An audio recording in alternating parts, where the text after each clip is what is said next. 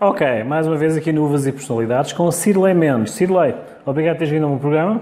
Eu que agradeço. Faz 2 anos que tivemos cá a Cirlei e desde então uma grande evolução na área técnica e aprendizado a nível empresarial da Cirlei. Cirlei, obrigado por teres vindo. Explique-me então como é que foi essa evolução. Então, agradeço a oportunidade de estar falando com a tua audiência. Muito obrigada por ter me feito esse convite. E a minha evolução foi o seguinte. Lá há 2 anos atrás, e até há mais tempo que isso, eu estava trabalhando com desenvolvimento pessoal ligado a life coach, a vida, enfim. E aí eu consegui aliar isso por causa do meu background de 19 anos como empresária, líder de equipe, trabalhando com pessoas, sei o tanto que é desafiador estar ali liderando pessoas, mais do que fazer gestão, mas liderar mesmo. E aí eu consegui aliar as duas coisas, fazendo agora então treinamentos para a liderança. Então foi um tempo de transição, um tempo de um olhar diferenciado, porque eu vi o tanto que esses líderes estavam precisando, tanto para as habilidades técnicas quanto emocionais serem desenvolvidas. Houve uma adaptação e evolução a nível empresarial no geral. Essa evolução também tua, essa adaptação, tem a ver diretamente com esse gap que tu chamaste? Ou seja, houve uma evolução de carreira rápida e não uma adaptação rápida? Tu estás a servir desse catalisador ou dessa ponte de adaptação? Sim. Na verdade, assim, esse gap, muitas empresas tiveram que fazer mudanças. Muitas pessoas que estavam no operacional passaram a ser líderes. Isso daí é uma das questões mais importantes dentro dos meus treinamentos, porque as pessoas são muito boas no operacional, mas quando vão para a liderança não sabem liderar. A liderança é uma habilidade, pode ser desenvolvida, pode ser aprendida, mas quando a pessoa faz isso sozinha, ela demora muito tempo, se frustra, muitas vezes pensa que a liderança não é para ela, muitas vezes desanima, quer desistir, tem crises aí durante o processo e não precisa ser assim. Então, eu hoje ajudo essas pessoas justamente dessas empresas que passaram de uma hora para outra a liderar um time, por exemplo.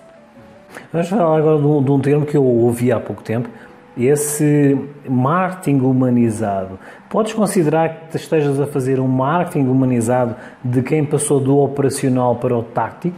Uhum. É um marketing personalizado, humanizado e também uma liderança humanizada.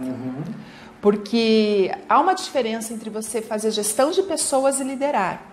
E o conceito mais básico disso é assim: a gente faz a gestão de processos. Então, numa empresa existem os processos, eles têm que estar muito bem fundamentados. Mas a liderança é liderar pessoas. Então, eu digo assim que é sempre razão e emoção andando junto para a gente ser um bom líder, para você se tornar um líder diferenciado, um líder raro. Sabe, João, que as empresas estão precisando de pessoas que liderem com algum diferencial. Tem muitos líderes que são medianos e o mediano ele não se destaca, ele não gera resultado. Então, há sim essa questão do marketing voltado ao ser humano e à liderança humanizada também. Eu quando falei desse marketing personalizado tem a ver o facto de reidentificares o líder do operacional para o tático, sim, correto? Não é assim? Sim. Que tipo de resistências é que tu tens encontrado nesse processo dentro das empresas? Então, uma das resistências existem pessoas que já estão na liderança há mais tempo e essas especialmente pensam assim: comigo não vai funcionar, o que adianta eu fazer um treinamento desse, só vai ser teoria, não vai dar certo para mim, para minha equipe isso não acontece. Quando essa resistência é o maior inimigo do líder. Quando ele se abre, né, tem um mindset de crescimento, de abertura, e ele percebe que ele pode sim melhorar, aprimorar, rever seus conceitos e pensar de agir de outra forma, ele cresce muito, ele evolui demais na liderança. Porque assim como tudo evoluiu, tudo melhorou, tudo teve um processo de crescimento, a liderança também está nesse processo. Estávamos a dizer nos bastidores que é o paradoxo do a priori. Exatamente. A pessoa pensa que já sabe, né? Que já está pronta para tudo aquilo e cria uma resistência dentro dela. Então, existe até um livro que eu recomendo, inclusive, Mindset é o nome do livro, e onde uma pesquisadora fala exatamente sobre isso, que existem dois tipos de pessoas. A que tem um mindset fixo e a que tem um mindset de crescimento. Só que nós transitamos de um para o outro. Aquela pessoa de mindset fixo pode se transformar numa pessoa de mindset de crescimento. E isso faz ela evoluir. O mindset de crescimento é aquele que vê a oportunidade para a evolução. E não se desespera e não se enraivece por não ter já pronta aquela habilidade. Ou seja, a perspectiva e a característica da Cirlei Mendes é o facto de ver um pouco mais à frente dessas perspectivas. Como é que é encontrar, através dos teus cursos, vão passar aqui em baixo, tá? Os contactos dela, no rodapé, como é que é encontrar essa pérola no meio de um aluno, no meio do teu curso, na tua multidão de cursos, como é que é encontrar uma pérola que de alguma forma se identifica com o teu mindset, que vê da mesma forma que tu? Como é que é encontrares essa pessoa e vês a evolução dela? Tens algum exemplo prático dessa experiência? É interessante dizer que todos podemos ter uma habilidade desenvolvida. Então, vai muito assim, comparando com o esporte. Então, tal pessoa é muito ágil, tem uma habilidade incrível para natação. Mas ele só tem aquilo porque ele foi treinado para aquilo. Talvez tenha uma estrutura física que se adeque melhor, talvez tenha aí outros fatores, mas sem dúvida nenhuma o que faz a diferença é esse treinamento. Então, na realidade, eu tenho muitos casos, porque tenho treinado aí mais do que uma centena de líderes já treinados nesses 2 últimos anos. E com isso, o que eu vejo? Pessoas que eram líderes medianos começaram a trazer resultados muito melhores porque tornaram-se líderes realmente de resultado. Só que não é uma mágica, é simplesmente usar o que tem que ser usado, a ferramenta correta. Olhar para isso, ter a conscientização e olhar para o seu papel como líder, para a sua comunicação de líder, aprender engajamento é possível, saber engajar a equipe, motivar, saber dar feedback, ter conversas difíceis. E ainda antes de tudo isso, saber contratar. Então, quando o líder tem esse passo a passo, tem essa engrenagem funcionando, ele se transforma num líder raro, que é um líder de resultado efetivo. Tu já comentaste que há um livro de cabeceira atual que tu tens, que é o Mindset, tá? Mas uma coisa, há alguma frase que te tenha acompanhado, desde que nos conhecemos, há uns 2 anos e trocadinhos, né? Como vocês dizem, trocadinho, né? É assim, mas há uma frase alguma máxima, alguma diretiva que te acompanha em toda a tua formação que queres compartilhar? Eu falo sempre o seguinte, que liderança forte não é sorte, é preparo. E assim como outras coisas na vida, é preparo. Então, o quanto que esse líder tem se preparado? Essa é uma frase que eu digo para todos os meus alunos, né, as pessoas que eu treino, porque ela tem que ser olhada para exatamente isso, o quanto que eu estou me preparando. Tem líder que está indo assim, sabe quando deixa a vida me levar? Que resultado ele vai ter? É verdade, é verdade. Então, para finalizar, eu acho que não fiz uma pergunta à Cirlei há uns 2 anos atrás, tá? Mas eu, para finalizar, pronto, todos os contactos vão passar aqui em baixo. Tens um curso agora próximo? Sim, na verdade eu tenho um evento que vai acontecer, que vai ser online, então todos estão convidados. Chama-se a Roda da Liderança. Vai começar na próxima semana, esse evento, e são encontros onde nós vamos falar sobre liderança, partilhar conhecimentos e experiências com líderes. Então, qual que é o principal? Ser um líder de equipe. Se você tem uma equipe, você pode participar. E aí faz a inscrição através do meu perfil do Instagram, onde tem um link lá, faz a inscrição por lá. Ok, agora para finalizar, eu faço uma pergunta mais intimista. desde há 2 anos para cá, desde a tua evolução, há uma questão que eu sempre pergunto com a personalidade. Geralmente, como nós fazemos aqui no programa, uvas e personalidades, é a questão de identificar ou de alguma forma espremer a uva daquela casta para ver exatamente qual é o sabor que tem, qual é o vinho e a garrafa que vai formar. Nesse caso, temos aqui uma uva, Cirlei Mendes, que eu vou fazer uma pergunta mais intimista. Tá? Um comum mortal conhece-te a ti como pessoa e como formadora. O que é que eles leem nos teus olhos? Eu acho que o que eu procuro passar é a verdade. A verdade daquilo que eu já passei como líder, como pessoa, e a verdade que eu coloco para a pessoa, que é a seguinte: você não precisa passar por todos os perrengues que eu passei para ser um bom líder. Como nós falamos aqui nos bastidores, a liderança dói. Crescer, evoluir dói. Mas você não precisa passar por uma dor terrível como eu já passei.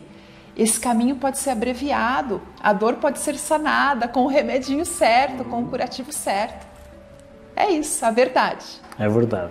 Cirlei, obrigado por teres vindo ao meu programa, tá? Uvas e Personalidades. Os contactos da Cirlei vão passar aqui. Não esqueçam, então, vai ter um curso, mas acompanhem as redes sociais dela, tanto no Instagram como no Face e restantes redes sociais. Acompanhem os cursos da Cirlei e agora vou agradecer a Cirlei uma vez mais por ter vindo e vamos fazer um pequeno intervalo para os nossos patrocinadores.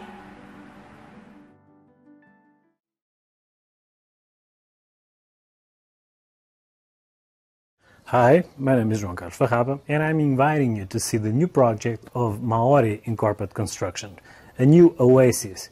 Nearby Curitiba, in Caiobá Beach, there's a new standard of excellence.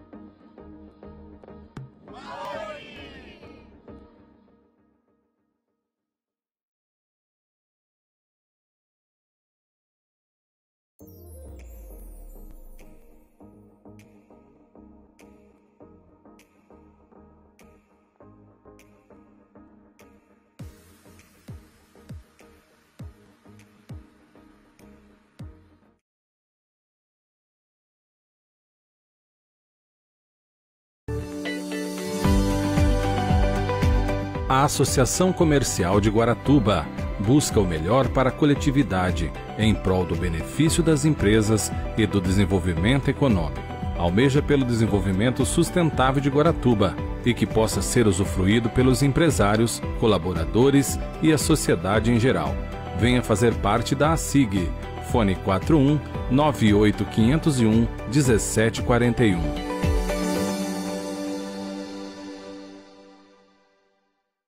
Ok, estamos uma vez mais com Uvas e Personalidades, hoje e agora com Rubi Branco. Rubi Branco, obrigado por teres vindo ao meu programa. O Rubi tem uma história bem interessante de valorização, superação e evolução. Rubi Branco era morador de rua, atualmente é produtor de cinema, vídeo, autor e escritor. Rubi, obrigado por teres vindo ao meu programa. Explica-me como é que foi essa evolução. João, eu que agradeço primeiro o convite de estar aqui com você. É um privilégio muito grande participar do Uvas e Personalidades, né? E, como você falou, eu sou o Rubi Branco, né? Produtor. Eu tive uma história... Há um tempo atrás eu morei nas ruas, né, de São Paulo, especificamente em Osasco, durante uma pequena chuva, né? Um pequeno sereninho de 1 ano e 8 meses, né? E E superei tudo isso, né, João? Hoje eu costumo dizer que, graças a Deus, eu sou um vencedor. Porque eu passei por essa dificuldade toda e, graças a Deus, não me envolvi com droga, não me envolvi com bebida alcoólica, né? Porque essa era uma preocupação que eu tinha nas ruas, João, sabe? De não me envolver com nada de errado, porque eu estava ali, mas eu sabia que ali não era o meu lugar. E eu tinha essa vontade de vencer, de sair daquela situação. E eu tinha na minha mente que se eu tocasse, por exemplo, álcool ou droga, eu ia me afundar naquela situação e não sair mais. Então eu tinha essa preocupação, né? E não foi fácil, nunca é fácil, né? Eu passei por todas as dificuldades, fome, sede, frio. E a pior delas, as pessoas pensam que é a fome, mas não é a fome, é o frio. Porque o frio parece uma navalha cortando a sua pele. Eu costumo dizer que o frio dói, porque você sente na pele assim aquela dor, parece uma navalha cortando, e realmente dói. Mas hoje eu olho para tudo que eu passei e sinto orgulho de ter passado por tudo aquilo, sabe? Porque eu me considero um vencedor realmente. Passei por uma situação adversa, mas eu venci. Hoje estou aqui com você, né, participando desse programa que é um sucesso, né? Hoje eu posso dizer que sou um vencedor. Como é que tu, de alguma forma, tu és um exemplo, tá? Como tu, há bastantes, nós conhecemos várias histórias, mas conhecer na primeira pessoa alguém que de alguma forma lutou contra a negatividade da vida e deu a volta por cima. Recordas isso? Eu não sei como é que é de pôr, mas é uma lição, é um percurso, é um testemunho. Como é que tu consideras essa tua vida passada? Uma lição, João. Uma lição e um testemunho de vida, né? Um testemunho que tem levado pessoas a acreditar em si também, né? Eu tenho falado com bastante pessoas, participando de vários programas, lives, e as pessoas, né? Eu mostro para as pessoas que é possível vencer. Porque eu vim da Bahia para São Paulo com um objetivo. Eu queria estudar, queria vencer na vida, queria ser alguém na vida. E as dificuldades, né? A falta de emprego, o desemprego me levou para as ruas. Mas eu não desisti dos meus sonhos. Eu continuei persistindo no sonho, né? Eu acordava todo dia nas ruas de Osasco, eu não via uma perspectiva. Mas dentro de mim tinha uma força muito grande que me falava que era possível. E isso eu agradeço também muito aos ensinamentos que a minha mãe, né, me passou. E que minha mãe era uma mulher assim, que tinha uma fé incrível, assim. Ela acreditava assim, de uma maneira sobrenatural no poder de Deus, né? E minha mãe, ela lutou, João, durante, acho que uns 10 anos contra um câncer. E ela veio a falecer de câncer, mas ela nunca se entregou. Todos os dias ela lutava e ela acreditava que ela ia vencer aquele câncer. E eu creio que ela venceu. Por mais que ela tenha falecido, mas ela venceu, né? Porque ela não desistiu. Tu vens da Bahia, isso? Sim, da Bahia. Os baianos têm essa motivação já de nascença? Eu creio que sim, João, por conta de ser umas pessoas assim, né, que passam por dificuldades, né? Quando eu nasci mesmo no interior, então a gente tem aquelas dificuldades, não tem aquelas coisas que tem nas grandes centros, nas grandes capitais. Então acho que o baiano ele já tem isso no sangue, né? Essa resistência, né, ali, como o Mandacaru, né, que o Mandacaru representa muito as pessoas do Nordeste. Então o baiano ele é forte, ele é aguerrido, ele é lutador. Essa transição, estás a dizer que foi de um ano? O ano passado estavas nas ruas? Não, isso aconteceu por voltas do ano de 93 a 94. 93 a 94. Como é que tu te vês daqui? Tempinho já. Como é que tu te vês daqui a 5 anos? Daqui a 5 anos, como eu me vejo? Eu me vejo, João, viajando o Brasil e o mundo, contando a minha história e motivando pessoas. É que assim, eu fiz essa pergunta porque assim, todos nós, de alguma forma, somos exemplos para alguém. Sim. Não precisamos, como eu costumo dizer assim, não precisamos ser um rótulo, não precisamos ser uma garrafa, não precisamos ser... Porque nós somos uvas, tá? Tu és um exemplo para muita gente, estás a ser e vais ser. Através da tua produção, através do teu livro, que vais escrever um livro, através das tuas produções. Como é que tu te sentes a ser exemplo para alguém? Tu vais sentir um peso Queres que seja uma responsabilidade ou queres passar isso como um legado? Como um legado, João, como um legado. Eu acho que assim, né? Eu não tenho assim essa pretensão de ser exemplo, né? Mas eu creio que a minha história, ela acaba ensinando de alguma maneira, né? Porque eu passei por tudo que eu passei e eu venci. Então ela acaba ensinando as pessoas de alguma maneira. Não tem essa pessoa ser um exemplo para ninguém, não, mas eu quero orientar pessoas e falar para elas que é possível vencer, assim como eu venci. Eu vejo em ti, perdoem-me, tá? Eu não sou de cá, mas eu vejo no Rubi Branco o Brasil. Tá? É assim, pronto, nós estivemos cá, foram largados, não é? Praticamente, é a minha perspectiva, e o Brasil desenvolveu sozinho. Não é? Ou seja, reinventou-se, tem crise, reinventa-se. O brasileiro cai, mas cai a rir e leva. Eu vejo o Rubi Branco como o exemplo do Brasil, é aquilo que eu vejo aos meus olhos, tá? Não estou a abusar, eu não sou de cá, a casa é vossa, tá? Mas diz-me uma coisa, assim, já aconteceu em toda essa produção e toda a evolução profissional que tu tiveste, há alguém que de alguma forma se chegou a ti frente a frente e agradecer o exemplo que tu deste para ele? Já teve sim. Teve várias pessoas que já falaram, já me agradeceu, né? Como é que tu te sentes? Eu me sinto feliz, João, e grato, né? Grato a Deus, né? Por me permitir ser exemplo para alguém, né? Eu estive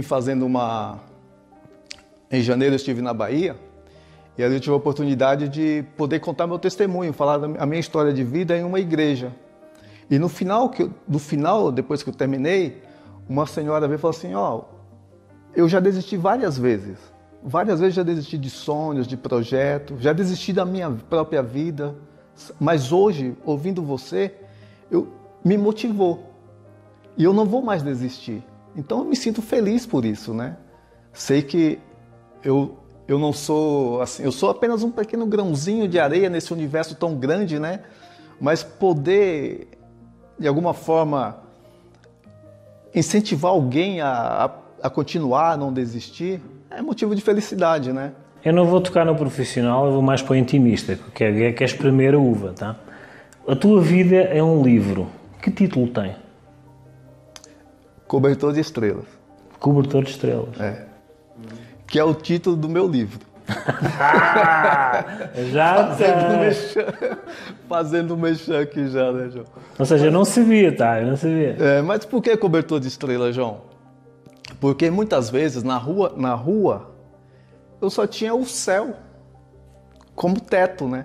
E eu ficava olhando as estrelas, né? E ali eu olhava para a estrela e eu falava assim, Deus, o Senhor está aí. Aquele Deus que a minha mãe tanto acreditava, eu sei que está aí, sei que está me vendo. Eu sei que você está olhando para mim. Eu não sabia nada sobre Deus, sabe? Mas eu tinha dentro de mim a certeza que Ele estava ali. E que aquelas estrelas que eu olhava no céu e via, eu tinha certeza que era Deus que estava ali me presenteando de alguma maneira. Por mais que eu estivesse na sarjeta, na rua, dormindo na praça, dormindo nos bancos das praças, né? Eu sabia que aquele céu de estrela era um cobertor de Deus ali, falando assim, tem esperança, tem jeito. Um exemplo, eu não direi a seguir, mas é assim, a nível motivacional, tem muito que mostrar. Vejam o livro dele. Agora, para finalizar, Rubi, um comum mortal, como eu, conhece-te pela primeira vez. O que é que ele vai ler nos teus olhos? Nos meus olhos? Esperança. Esperança. Tu, quando te sentias sozinho, sentias-te acompanhado? Sim. O Brasil. O Brasil. Rubi, todos aqueles que estão a ver, que estão a gatinhar ou de alguma forma atravessaram e estão assim, ainda em dúvida em algo, de alguma forma, em alguma recuperação, que conselhos é que lhe dás? João, o conselho que eu digo para as pessoas é o seguinte, que elas não desistam e que de repente as pessoas querem fazer algo grandioso, mas tudo começa pequeno. Eu comecei a empreender sendo morador de rua. Meu primeiro empreendimento, minha primeira grande ideia foi como morador de rua e eu não tinha nada, não tinha nem onde morar. Mas eu tive a ideia de montar uma rádio dentro de um shopping. E aí eu fui até o shopping, conversei com a administração e consegui o espaço. Aí fui a um amigo que tinha o equipamento, ele me emprestou o equipamento, eu comecei uma rádio dentro de um shopping. Eu e um outro amigo, que eu conheci num trabalho fazendo figuração no SBT. E aí comecei. Então, aquilo que você precisa para começar está em você. As pessoas falam assim, se eu esperar ter dinheiro para começar a fazer um negócio. Não espere ter dinheiro, porque talvez você nunca comece. Não espere ter uma grande oportunidade, porque talvez você não comece. Comece com aquilo que você tem. O que você precisa para começar já está dentro de você. Força, foco e fé? Força, foco e fé. Então é assim, eu vou fazer interromper, força. E colocar Deus em tudo. Deus em tudo. De alguma forma ele está sempre presente. Sim. O livro dele, quando sair, nós queremos ter a oportunidade de o ter, devidamente autografado, tá? Lançamento, estamos à disposição para o Rubi Branco estar aqui. Rubi, as tuas redes sociais vão passar aqui no rodapé, os teus contactos também, para as pessoas assistirem às tuas produções, acompanharem o teu exemplo a seguir, de alguma forma, de evolução, resiliência e, como eu disse, força, foco e fé, tá? Rubi, muito obrigado por teres vindo ao meu programa. João, eu que te agradeço, para mim é um privilégio muito grande. E eu repito, eu acho que vi aqui a imagem do Brasil, tombando, mas sempre com um sorriso na cara e sempre com aquela força de reinvenção, de resiliência, força e alegria. Rubi, mais uma vez obrigado.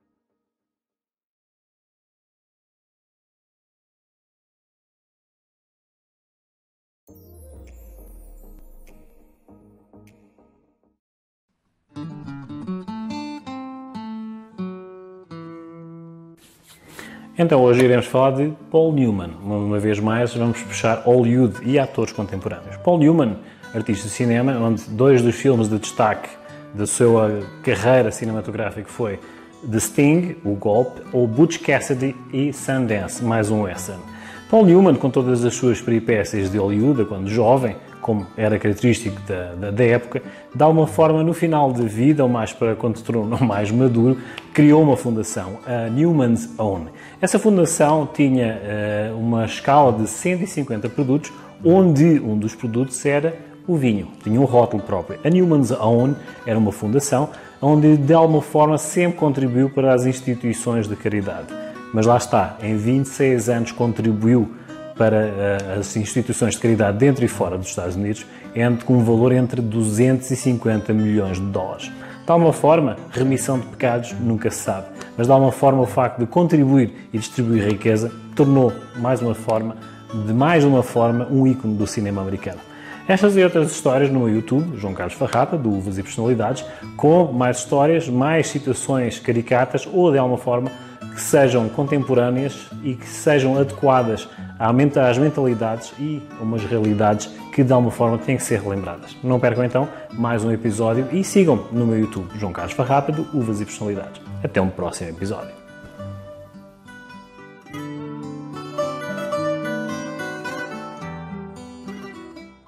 Ok, mais um Uvas e Personalidades, hoje com uma personalidade, amigo já da casa, que de alguma forma consegui trazê-lo cá para fazer uma breve entrevista. Juliano Petrobelli, ele representa uma construtora que de alguma forma já nos beneficiou com a confiança, assinando um contrato com o nosso programa. Juliano, obrigado por teres vindo ao meu programa, tá? Maravilha, eu que agradeço aí a acolhida, João, a receptividade, sempre bem positiva. Agora, como comum mortal, apresenta-te a quem não te conhece. Quem é Juliano Petrobelli? Eu sou Juliano, trabalho aí como corretor de imóveis atualmente, conheci o João através dos vinhos, que é uma grande paixão minha também.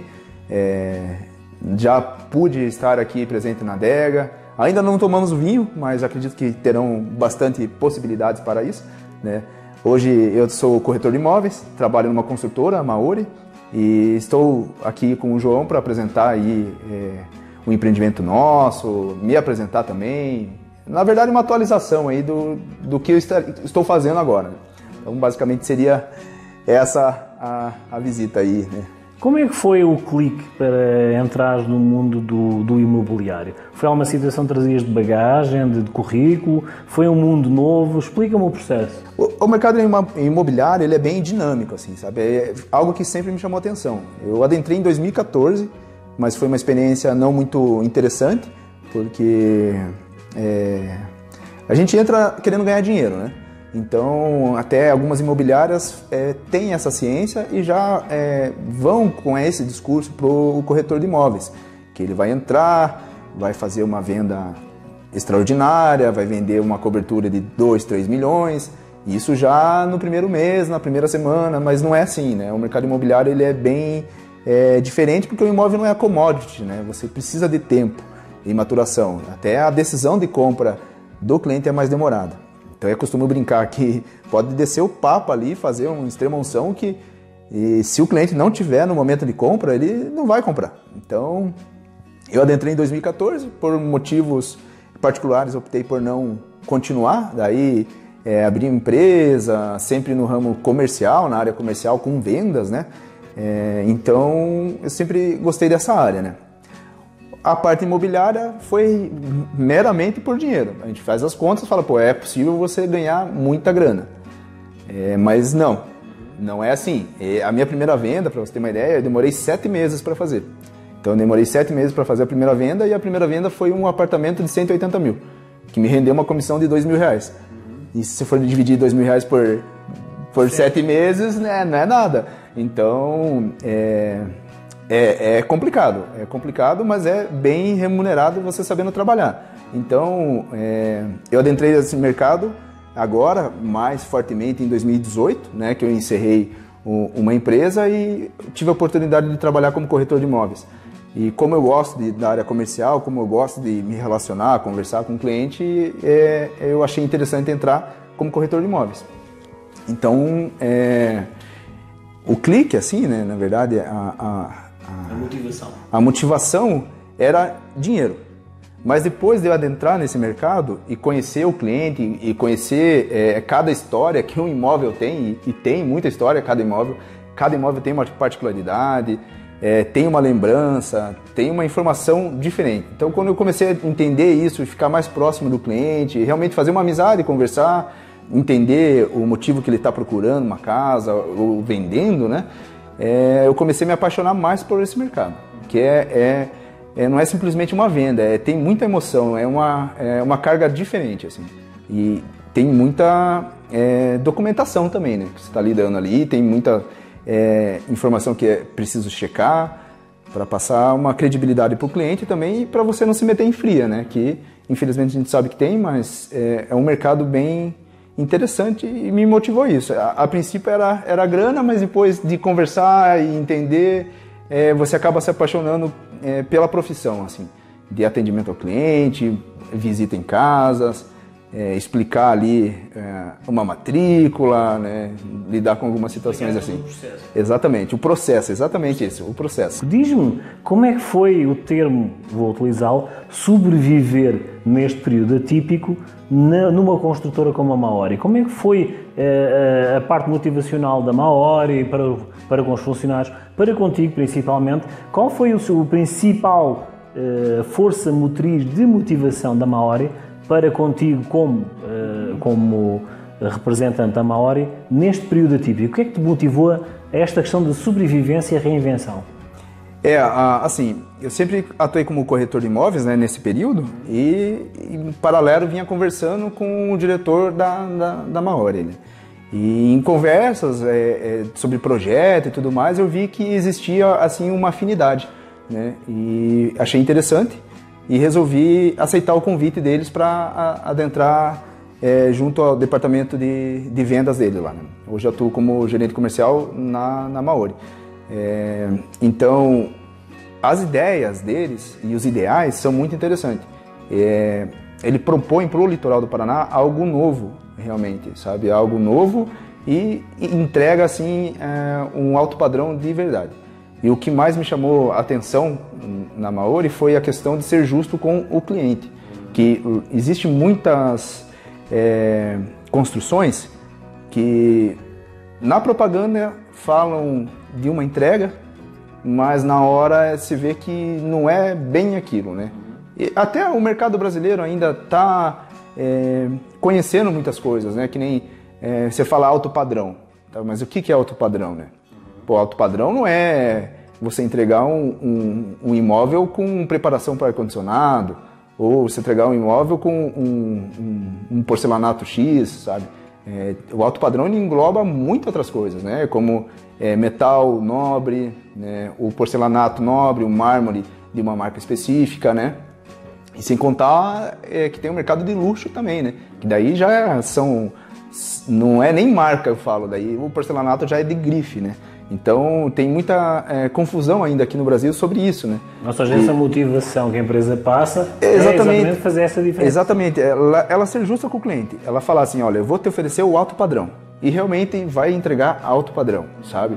Você pagar ali no imóvel 500 mil e você enxergar os 500 mil, né? Que muitas vezes acontece de te cobrarem 500 mil, daí você entra, você fala, puta cara, mas isso aqui é 350 no máximo, né? E o cliente hoje ele tem essa ciência, que o cliente tem acesso à informação. Então o cliente quando ele chega muito preparado. Fala-me da nova criança. Eu tenho que te interromper porque assim, nos bastidores ele falou de uma criança nova que está ali em Caiobá, portanto eu vou-lhe passar a bola para o campo dele para ele falar dessa nova criança que é o reflexo desse termo alto padrão e do significado de alto padrão que ele estava a comentar. Falam dessa nova criança e de inserção do termo alto padrão nessa estrutura. Você se refere ao empreendimento lá? Ali a gente formulou, né, um empreendimento realmente inigualável lá para Caiobá, para a praia de Caiobá. É um litoral do Paraná que está a 40 minutos de Curitiba, então é algo muito próximo, e o nosso litoral ele é muito rico, né? E é muito fácil de você estar lá. E a gente via muita gente indo para Balneário Camboriú, Itapema, Santa Catarina, que infelizmente ainda são poucos imóveis adequados para o público específico, né? Vou dizer assim, para vir para Caiobá. Então a gente viu essa lacuna ali também, né? Que tem muita gente querendo ficar no litoral do Paraná, mas não encontrou algo que o motive a ficar lá. Então a gente concebeu essa criança, né, que é esse empreendimento novo. Para ter uma ideia, é o primeiro empreendimento a ter uma piscina-praia no litoral do Paraná, fora outros benefícios, como a garagem já com preparação para carro elétrico, que seria, não vou dizer visionário, mas a gente já está vendo que no futuro é só carro elétrico. A piscina-praia, quem vai fazer, quem vai conceber essa piscina, ela fez para o Rodrigo Faro também. Então é a Crystal Pool, né, uma grande empresa que fabricou essa piscina para o Rodrigo Faro também. Essa piscina é mais conhecida como piscina do Rodrigo Faro. Que nem a gente fala piscina praia. O cara fala, puta, que é piscina praia, cara? O que é isso? A gente fala, não, piscina do Rodrigo Faro. Pô, sei qual é, entende? Então essa foi a ideia e realmente a construtora, ela prima por isso. É sempre trazer novidades, sempre trazer coisa nova, sabe?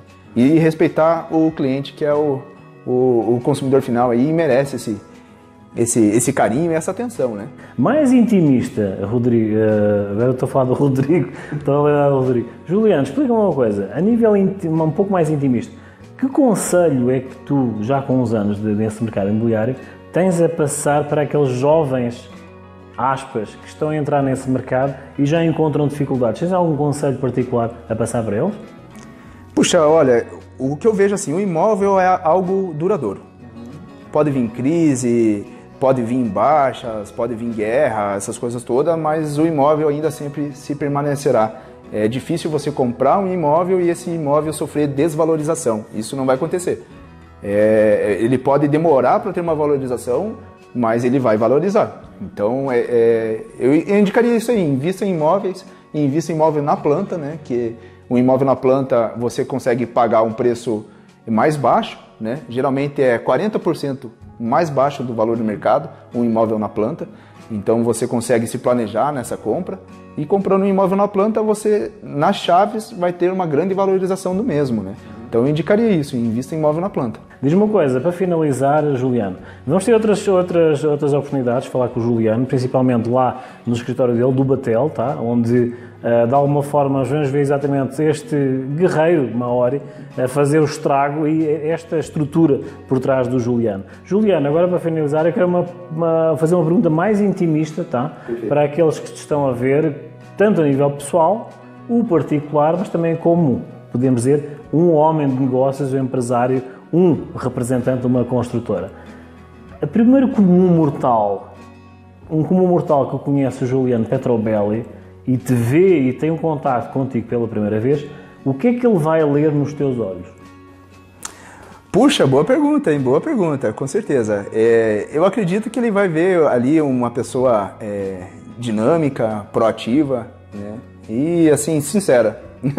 Sincera, eu não consigo às vezes esconder na minha feição alegria, né, entusiasmo, tristeza. Então, se eu não gostar de alguma coisa, vai estar visível que eu não gostei. E ao contrário também, quando eu gosto, eu tô vibrando ali, né? Até em apresentação de imóvel, apresentação, conversa, assim, eu gosto de realmente demonstrar alegria, né? Esta foi a primeira oportunidade que tivemos para falar com o Juliano Petrobelli, sendo o avatar de a solução dos vossos problemas ou dúvidas. Vamos fazer aqui um pequeno intervalo, voltamos já já. Juliano, foi a primeira oportunidade, vamos conversar noutros ambientes, noutras estruturas, para falar de mais questões específicas e diferenciais dessa grande construtora, Maori, que vai dar uns grandes passos aqui e lá fora. Nós vamos fazer a nossa parte. Então vamos fazer uma breve pausa e voltamos já já.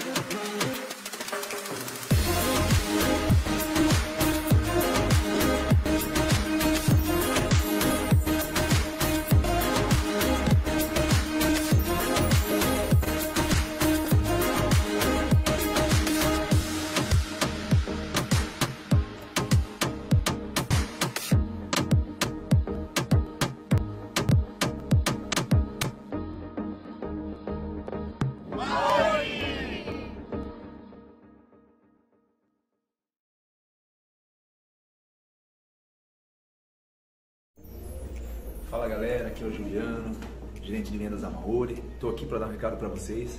Estaremos aí junto com o João Farrapa no Uvas e Personalidades. Acompanhe o programa dele e venha nos conhecer.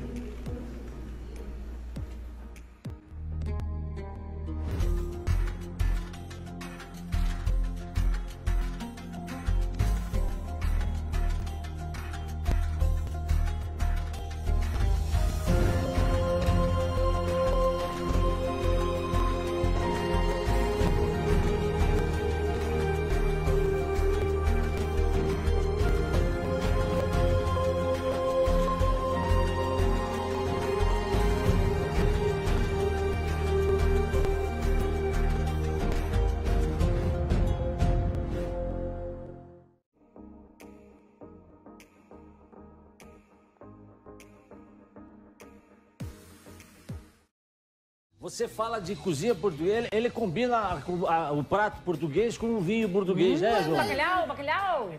Bacalhau do João. Bacalhau, o prato-chefe. E pro Natal é o bacalhau? É assim, geralmente em Portugal é o bacalhau, não é? Com o vinho verde ou também o vinho tinto.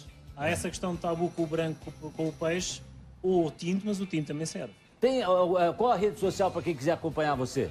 Sim, Uvas e Personalidades. lá está, passando a publicidade. Eu tenho um programa de TV que é Uvas e Personalidades, onde isso e outras coisas podem harmonizar tanto personalidades, as uvas e a própria personalidade e a personalidade que eu entrevisto. Legal, boas dicas, né? Principalmente agora aí no Natal. Ele está desde 2011. Ano passado, a minha ceia foi bacalhau. Foi bacalhau Foi também? bacalhau.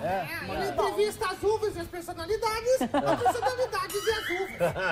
É isso. Dos personalidades, agora aqui na RIC TV, Jason do lado Cecília Comel. E uma mensagem lá para Portugal que eles querem mandar.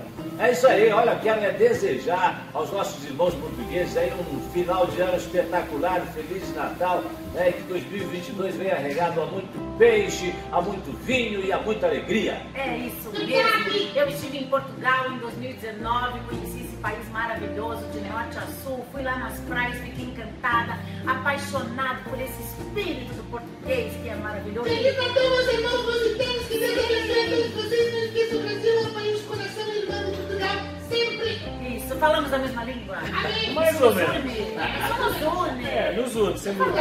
Falamos. Nós precisamos desta cor e tive o privilégio de estar com estes grandes apresentadores aqui do Paraná, que já fazem estrago lá fora. Obrigado. Valeu, venha mais vezes. Ok, então aqui estamos então uma vez mais com uvas e personalidades. Hoje com uma figura de destaque, dispensa apresentações, mas lá está, Jason Goulart veio ao nosso programa. Jason, obrigado por teres vindo ao meu programa. João, obrigado a você pelo convite, obrigado a todos vocês. Para quem não me conhece aí do canal, né, eu sou jornalista já há quase 30 anos, apresentador do Balanço Geral Curitiba, da RIC TV Record, e trabalhei 25 anos também na RPC, na Rede Globo, enfim, né? Enfim, já fui narrador de futebol, já trabalhei, né, nos grandes canais de esporte aqui do Brasil e hoje apresento com o maior prazer, com o maior orgulho, né, o nosso Balanço Geral Curitiba, né, que foi um grande desafio que eu assumi aí nos últimos 2 anos e graças a Deus estamos aí com números bastante expressivos. Então é assim, foi uma aventura e um privilégio ter um espaço na agenda do Jason perante aqueles que me conhecem, os nossos espectadores e aqueles que me seguem, ver quem é realmente a uva Jason Goulart. Jason, quem é Jason Goulart na uva em si?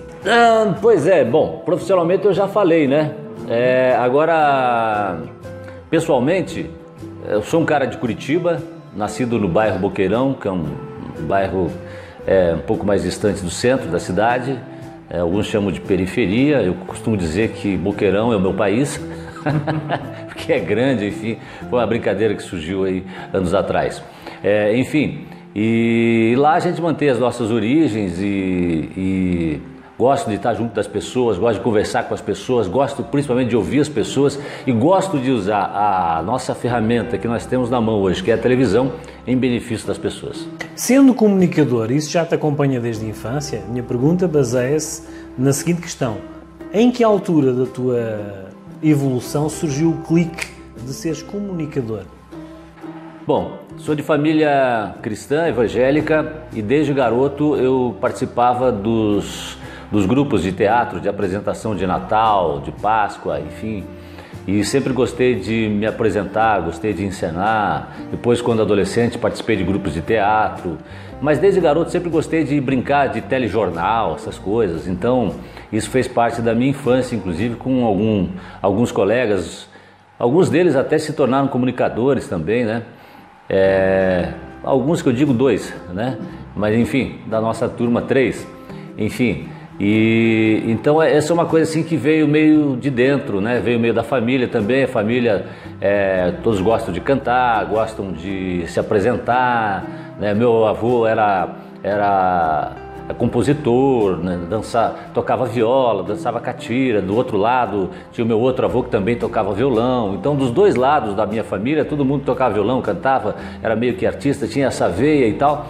E eu me apaixonei pelo jornalismo e por isso estou aí até hoje. Mas o Jason é esse cara que sempre foi do bairro, do Boqueirão, de Curitiba, né?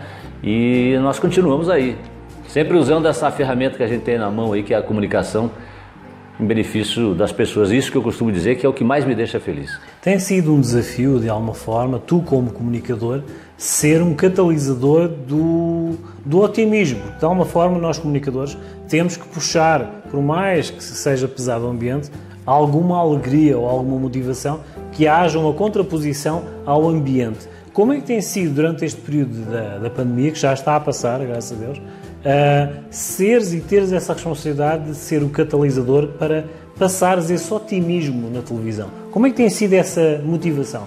Eu acho que a pandemia foi um momento importante, inclusive, para eu decidir e tomar uma decisão importante na minha vida, que foi mudar de emissora, mudar de formato de programa e tudo isso. Mas eu nunca deixei de lado uma coisa: o otimismo e a fé em Deus.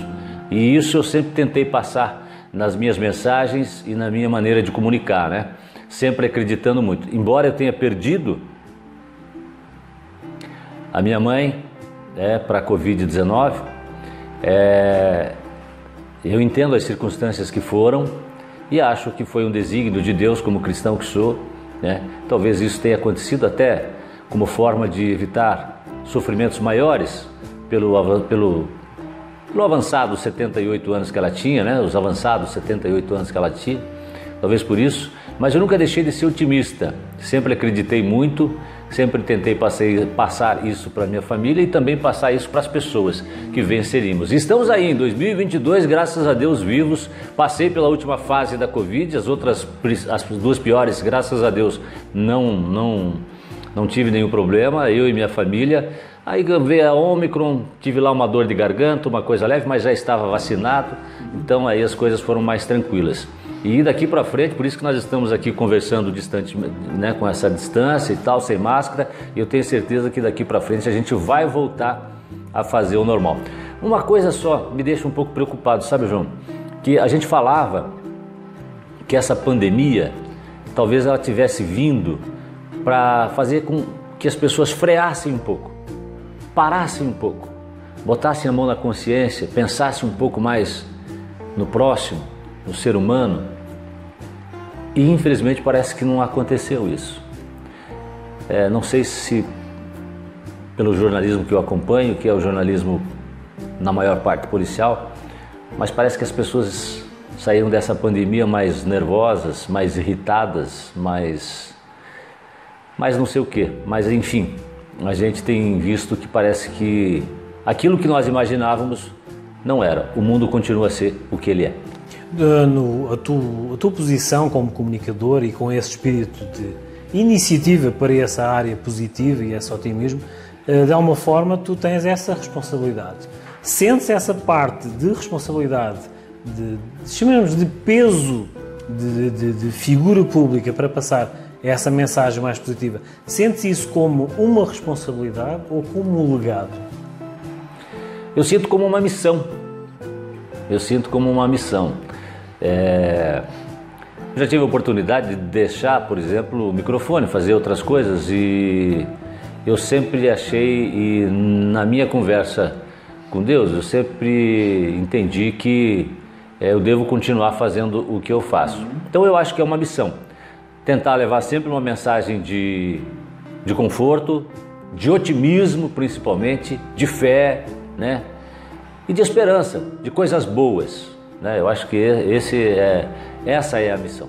Todos nós, de alguma forma, somos exemplo para alguém.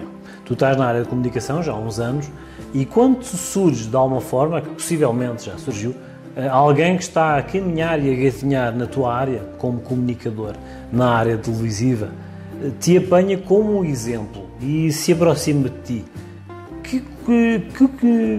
Que exemplo, ou que frase, que motivação é que tu passas para ele, para que ele resista e seja resiliente na área profissional que tu desempenhas? Eu acho que ser justo, justiça, eu acho que essa é a mensagem que eu deixo. Minhas filhas são formadas em Direito, mas tem o meu sobrinho, que é a pessoa mais próxima a mim, que se interessou pelo jornalismo. Eu sempre digo a ele: vamos conhecer as pessoas, conhecer a realidade das pessoas, né? E baseado nessa realidade das pessoas, a gente tem que buscar sempre a justiça. Na questão de evolução de carreira, és apologista de que, de alguma forma, a natureza conspira? A natureza Eu acho que nós temos o livre-arbítrio, né? Então eu acho que nós realizamos o nosso caminho.